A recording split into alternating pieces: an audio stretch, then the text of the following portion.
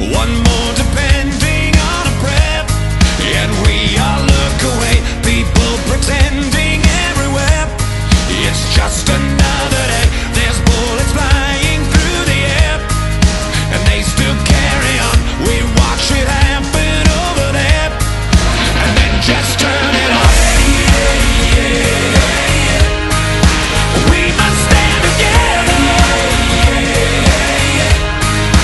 There's no giving in. Hand in hand forever. That's when we all win. That's when we all win. That's when we all win.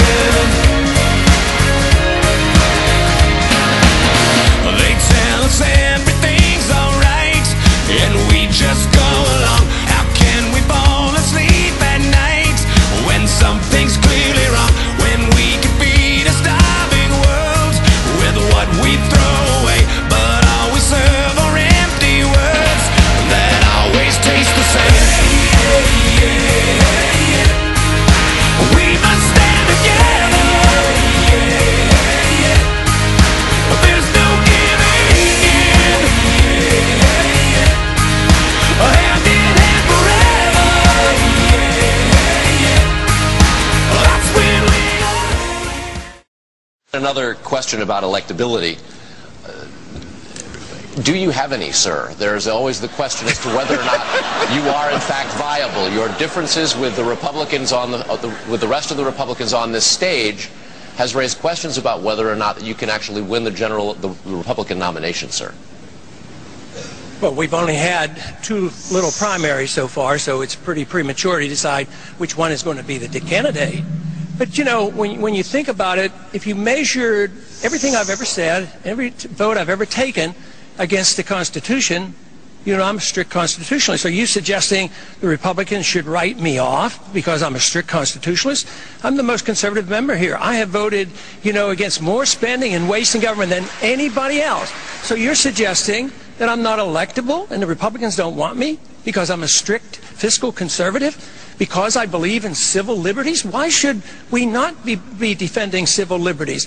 And why should we not be talking about foreign policy that used to be the part of the Republican Party? Mr. Republican Robert Taft didn't even want us to be in NATO. And you're saying now that we have to continue to borrow money from China to finance this empire that we can't afford? Let me see if I get this right.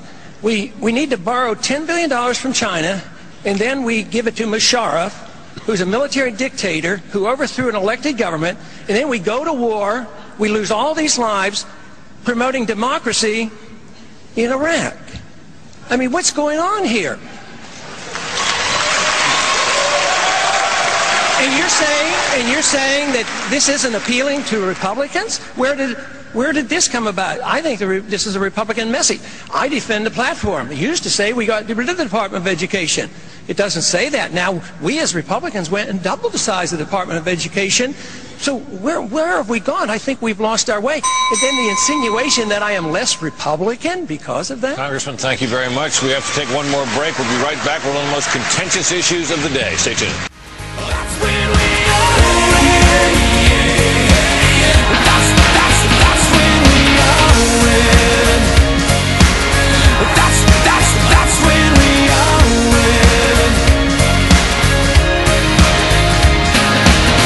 They tell us everything's alright, and we just go along.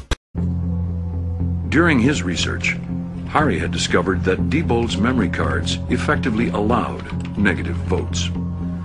Well, then, go dead. What we're going to do here is modify one card and then bring it to the election supervisor Iyer Sancho's office. Plug it as the real card in any election to the real election system and run ballots through. And that's the same system which have been used in a number of previous elections. And we'll see that what is the power in the ballot box. This should be just an empty box containing the votes, but it has more capabilities than that. So it's a very simple process. You just add the card in, you run the rewrite program, tell where to find the scanner, and tell exactly what file you want to be put in, and off it goes. Harry's hack is a variation on stuffing the ballot box before anyone has voted. But this is always suspicious because you end up with more votes than voters. So Hari used 5 negative votes for one candidate and then gave the other one 5 positive votes. So as people cast their ballots, the total number of votes always equals the total number of voters. But was Hari right? Black box voting went back to Tallahassee for the ultimate test. Well, let me tell you what we're going to do today. We have constructed a mini election, but Harry Hersey, as you have served as a technical advisor of how to do this, we're going to ask you to remain outside. After you, let me introduce you to my election staff.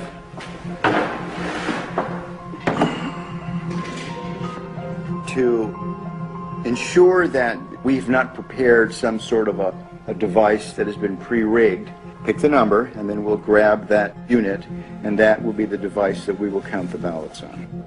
I just feel like this is the one. Okay, and the winner is Unit 15191. 5191.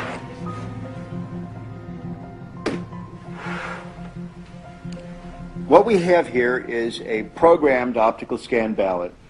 There is only one question on this ballot. Can the votes on the Diebold system be hacked using the memory card? I have only touched the memory card, not the other parts of the Diebold election system, which is going to be used today. Only the memory card. I can certainly speak for myself and Harry, and that we're going to vote yes. All right, then let's have the rest of us vote no. 2 individuals, Hugh and Harry, will be voting yes. The rest of us will be voting no. And then we'll scrutinize the ballots afterwards to ensure that that is indeed the mark. Well, it's down to you. You're the last voter, Harry. All right. I think it could be. So I vote for yes. You will be the second yes. All right. Here is the memory card I have touched. Okay. Now, this is the only piece of Diebold equipment that you've used. That's correct. Well, thank you. Let me take your ballot in. This card will go into this slot. The next activity that the election worker does on the morning of the election is turn the machine on, making it live to receive votes. When you do that, this machine will produce what is called a zero total tape. The machine is going through a self-test analysis, and then it will spontaneously turn on.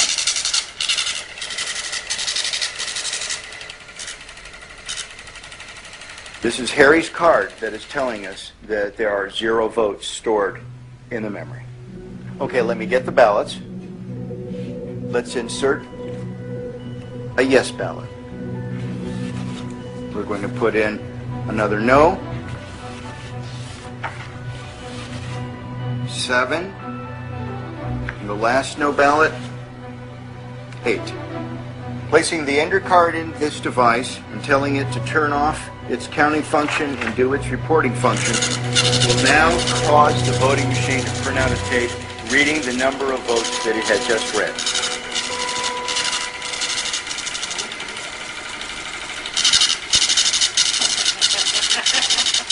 Oh my.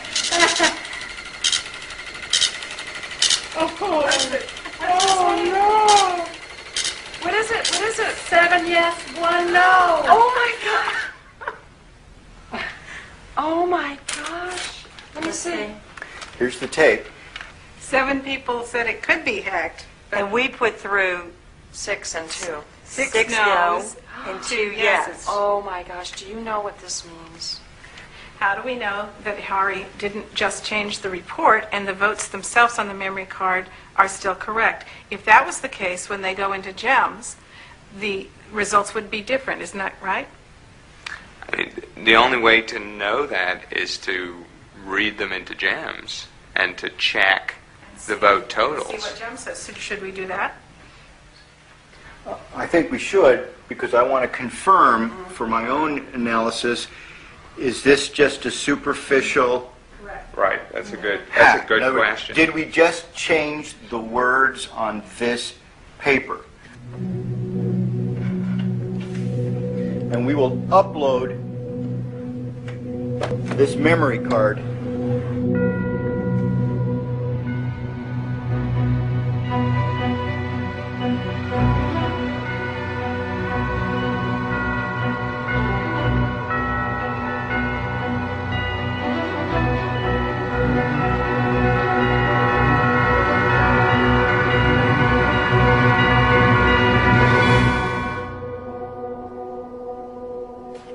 if I had not seen what was behind this, I'd have no reason not to. I would have certified this election as a true and accurate.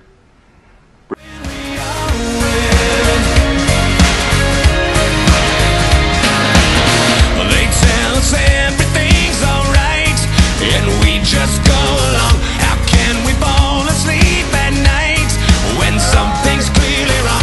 When we can feed a starving world with what we throw away, but all we serve are empty words that always taste the same.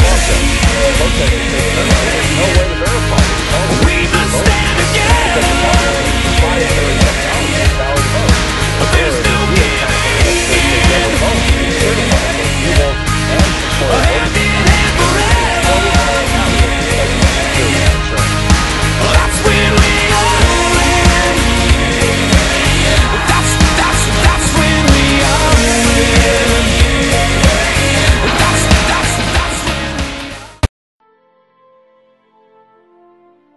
we have to be sharper in our pursuit of the truth precisely because it's being so cleverly hidden from view. And pursuit of the truth in this case might mean paper ballots, things that can actually be counted.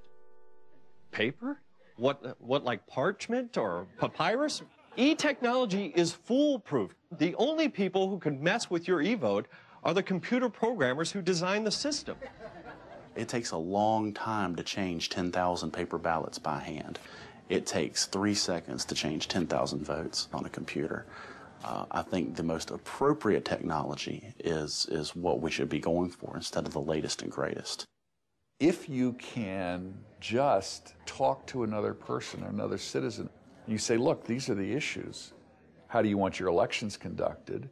It's a no-brainer. I mean, people are thoroughly on the side of this. They say, yeah, let's have ballots. Let's have paper ballots.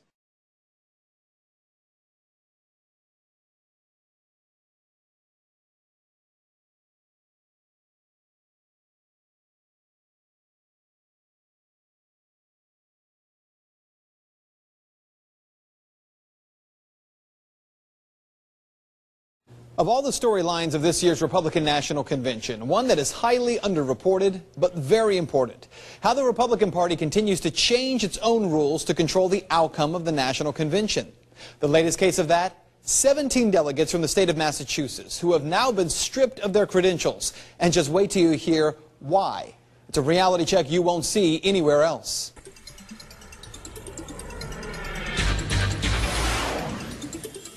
For months, we've been telling you about this ongoing fight between the Republican establishment and the Liberty wing of the Republican Party.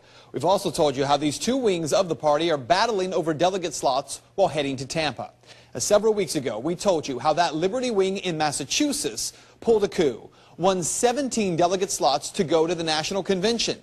In the delegate process, you can't just take a slot. You have to be elected by Republicans, and that requires a lot of legwork. Carol Claros is one of those Massachusetts delegates. We worked really hard, like the good old-fashioned way. We, got a list of Republican donors. We phone banked every weekend. Even at home, I was calling people while I was cooking dinner. And the work paid off for Claros, who was one of 17 pro-liberty delegates who were elected to go to Tampa and cast a vote for the Republican nominee for president. We beat some pretty big name people, Carrie Healy, Charlie Baker, a sheriff from my town we beat a few state representatives, some state committee people, district attorneys. And we're just regular folk. But before the dust had settled, the Republican leadership issued a decree that all delegates must sign a legal affidavit that they will vote for Mitt Romney in the first round of the national convention. Claros says that the affidavit was messy, poorly written, and that's not all. Not only that, but when it was mailed to me, it was mailed to the incorrect address. It was not even, certified mail. Nobody had to sign for it. It was just sent snail mail. And I had less than 3 days to get this thing, signed, notarized, sent out to them by the deadline. Now keep in mind, this has never been asked for before in the state of Massachusetts. The Republican Party has never required that delegates sign an affidavit. Not only that, but all 17 of these Liberty delegates verbally committed to voting for Mitt Romney in the first round of voting at the RNC. Those verbal commitments, they were made in front of caucus goers, and they were affirmed not once, but 3 times. Even so, virtually all 17 delegates finally decided to go ahead and sign that affidavit to make sure they were seated. Again, this has never been asked of a delegate before. Even though they did so, apparently it wasn't enough. The Massachusetts State GOP officially decided to strip all 17 of those pro-liberty delegates of their credentials and have them replaced. They look for, young voters, and they turn away an 18-year-old. They're looking for Hispanic voters. I'm Hispanic. I'm first generation born in this country representing my Colombian-born family, and they kicked me out. I'm a mother. They kicked me out. They're kicking out business owners, nurses. It's ridiculous. Which has left these Massachusetts delegates heading to Tampa anyways to fight to be reinstated. We had every plan and every intention to go down and represent the state of Massachusetts and vote for Mitt Romney, and we really wanted to have a say in the platform about auditing the Federal Reserve and, having Congress only declare wars. The president just can't, go and declare wars. And we really wanted to speak out about keeping the internet free from the government. And that may be what you need to know. Look, some of the delegates who were supposed to replace these 17 say they won't do it because the action was illegal. But at this point, it seems that what the Republican leadership is doing isn't even about the presidential nomination anymore. It actually seems to be much more about silencing the Liberty delegates who, regardless of the nominee, will have a say in shaping the party's platform for the next 2 to 4 years. The push by Republican leadership now seems to be to keep these Liberty delegates out of Tampa and away from the convention as much as possible.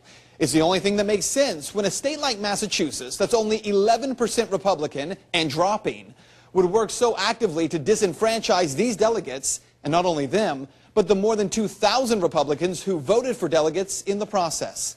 And that is Reality Check. We wanted to show you this website. If you'd like to learn more about the process of those delegates getting reinstated, you can check out this website. It's malibertycaucus.com for much more information there. And it's got articles from the Boston Globe, the Boston Herald. And as always, if you'd like to make your voice heard on the story, you can head over to my Facebook page. You can search it by looking for Ben Swan, WXIX.